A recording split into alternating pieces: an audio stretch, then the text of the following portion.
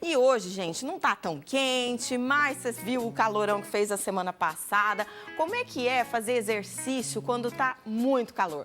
Aqui comigo, Rafael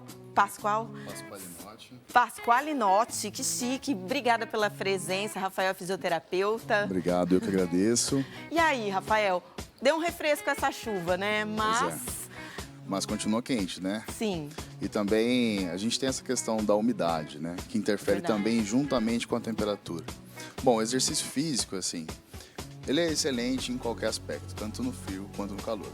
E principalmente no calor, nós temos uma tendência maior ainda de se expor ao movimento. Aliás, o movimento a gente sabe que previne muitas doenças, melhora as condições físicas, melhora o desempenho. E no meu caso, né, eu sou fisioterapeuta, trabalho tanto com desempenho quanto com tratamento de lesões, né? Ah, tá. Que são juntamente efeitos, né, da falta de exercício, falta de movimento físico. Fora que é viciante, né? Desculpa te interromper, mas ontem mesmo eu pensei nisso. É uma liberação de endorfina que quando você começa a fazer exercício, você não consegue ficar sem aquilo mais. Exatamente. Eu acho que a maior dificuldade hoje é se expor ao movimento, né? Porque a gente tem uma tendência do comportamento moderno de se expor cada vez menos ao movimento, né? A gente pede iFood, pede situações, né? Enfim. Então, tem sido cada vez mais facilitado nosso estado assim de maior conforto. E como é que o nosso corpo reage quando está muito quente? Temperaturas que a gente teve ali a semana passada, que com certeza voltaremos a ter, acima dos 38 graus, batemos os 40 graus aí. Essa aí é uma questão que o nosso corpo ele é muito adaptativo, né? Ele pode estar em exercício mesmo num calor aumentado, desde que nós tomamos umas devidas cautelas, né? Com relação a principalmente hidratação, né? É onde nosso corpo passa por maior desequilíbrio, vamos supor, tá? Porque a gente usa do ar, principalmente o ar quente, para fazer a nossa troca gasosa durante o exercício. E no caso, o ar quente, ele tem alguns efeitos no nosso corpo, né? O calor, que é aumentar o calibre dos nossos vasos sanguíneos, né? A gente tem um termômetro natural dentro do nosso corpo, que fica dentro do nosso sistema nervoso, e através desse termômetro nós regulamos, através do suor, através da respiração. Então o ar quente prejudica essa troca gasosa e aumento da nossa circulação diminui a nossa pressão. Por isso que as pessoas se sentem com mal-estar durante o exercício físico, durante o treino. Mas isso a gente está falando de exercício ao ar livre, porque a gente está mais em contato com esse ar quente, ou isso vale para uma academia que normalmente tem ar-condicionado, ventilador, não sei? Esse tem dois fatores. O ar livre, o recomendado seria não se expor durante o pico de sol, né? Que meio-dia às 4. Certo. Então, dentro desse período muito mais quente, consequentemente, tem outros efeitos, não só sistêmico, né? Cardíaco e tudo mais, mas também o solar, para a pele e outras situações que convém se prevenir. Durante o exercício no ar-condicionado, a questão é realmente se expor aos dois extremos. O choque térmico. O choque térmico. Porque daí a gente tem uma condição de baixa pressão, né? Meu corpo já está, assim, numa adaptação para estar naquele momento do exercício. O nosso corpo produz calor quando nós nos movimentamos, certo? Então eu saio desse ambiente e entro num calor de 38 graus, né? De 40 graus. E, consequentemente, algumas pessoas passam mal e situações prévias, de doenças prévias, isso pode piorar. O que dá para fazer, então, Rafael? Não deixar de fazer o exercício. Escolher o horário, de repente? Exatamente. A questão é o gerenciamento, né?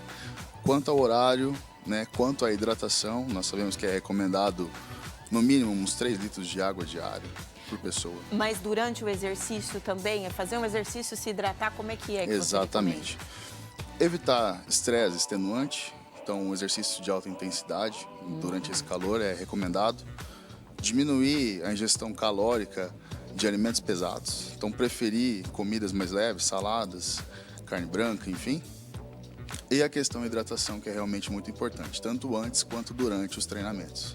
Certo. E não deixar de praticar, viu, gente? Porque tem gente que tá parando, né? Falar, hoje tá muito calor, eu não vou treinar. Então, é só fazer essas adequações que dá certo. Exatamente, é isso aí.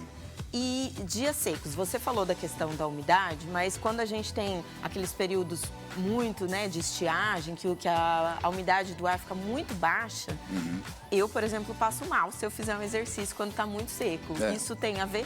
Tem a ver, os efeitos são Dentro do nosso tubo respiratório, né, dos nossos vasos, a gente faz a troca gasosa através de mucosa.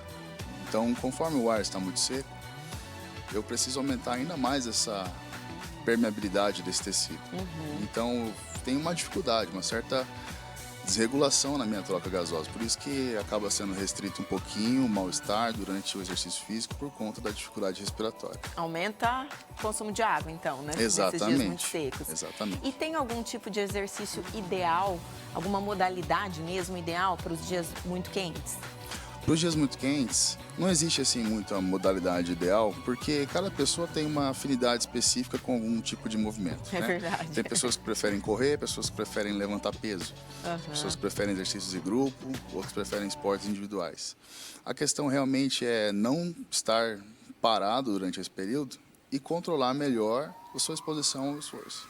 E quantas vezes na semana, assim, você recomenda? Vamos lá. A recomendação científica num colégio americano de esporte, por exemplo, é que a gente tenha no mínimo 150 minutos de exposição ao movimento durante a semana, tá? 150 minutos? Seria mais ou menos umas 3 vezes por semana, 4 vezes por semana, um treinamento organizado, tanto de força quanto de endurance, que seria caminhadas, corridas, né?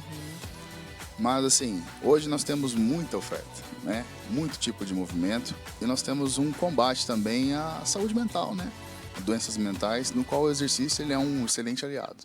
Com certeza. 150 minutos daria umas 2 horas por dia. Uns 45 minutos, né? Mais ou menos. Quer dizer, cada sessão de treinamento.